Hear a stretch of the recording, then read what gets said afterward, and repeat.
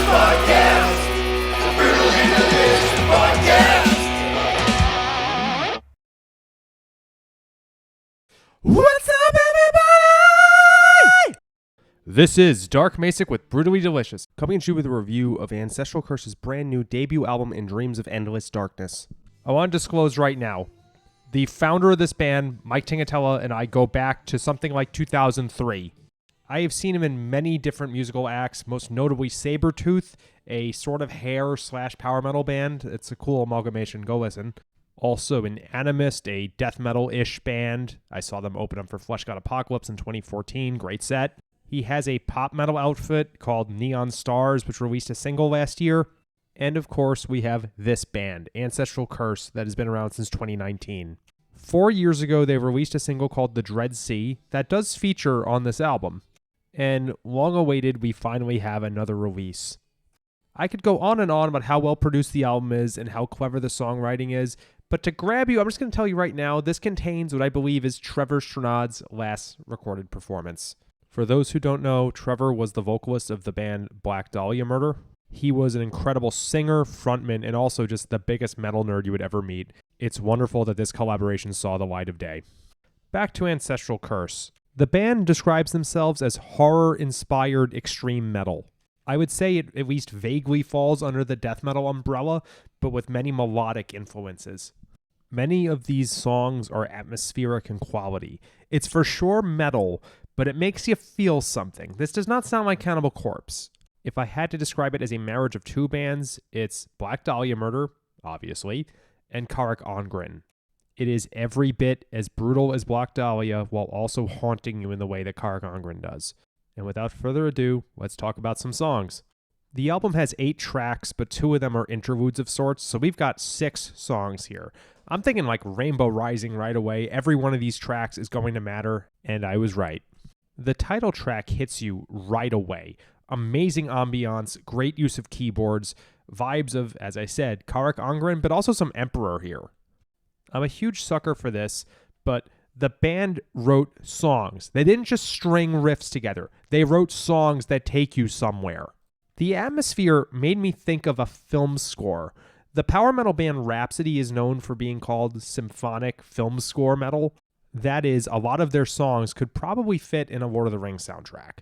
Ancestral Curse is not a power metal band, but it had the same feel. This would fit right in a horror movie. Side note, in most horror movies, it's the music that scares you. Seeing people stab each other to no sound probably wouldn't move you. It's the music, and that's the quality that is captured here. Another thing I'm a sucker for, there's great variation of the drum patterns to move the energy levels and create suspense. Randy Tesser, the band's drummer, he used to play for Tenger Cavalry, definitely a kick-ass enough drummer to just blast beat for the entire 8-minute song, but again, they're creating this cinematic quality instead of just showing off. They wrote songs. Catchy, clever, suspenseful, cinematic, cathartic songs. Moving on. Terror at the Big Top. Trevor, what a talent you are sorely missed. It was great to hear your voice again. There's some really, really great melody in this track. I hope they can pull this off live. The chorus could have been a symphonic metal piece if not for the blast beat. It's a great melding of styles. I'm again thinking of the Rhapsody comparison. One slight change, this track is really not that far off from it. It's not that much darker, it's just got the blast beat. There's a really funny interlude here that features a pitch-shifted voice along with Mike Tingatella's actual spoken, not pitch-shifted voice. It's half South Park and half real. It's funny. Listen to it. The Dread Sea. This was a single 4 years ago and still manages to sound fresh. It's really cool to hear a heavier pirate-themed track. This is a lot heavier than Ailstorm.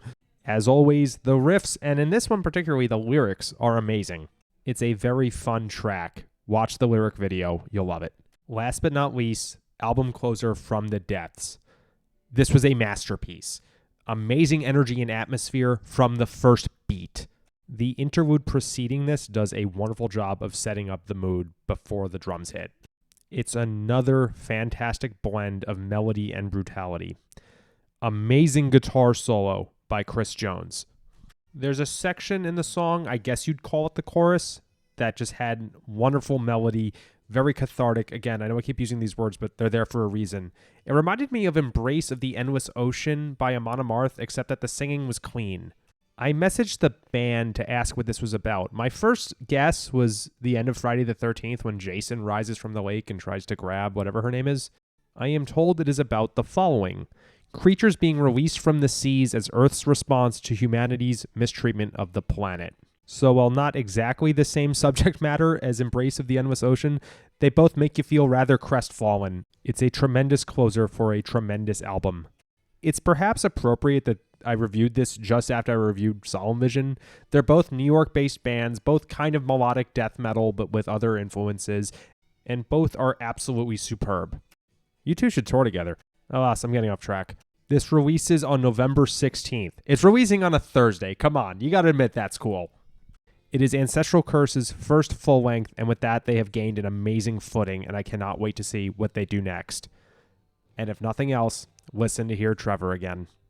Rock on, dudes.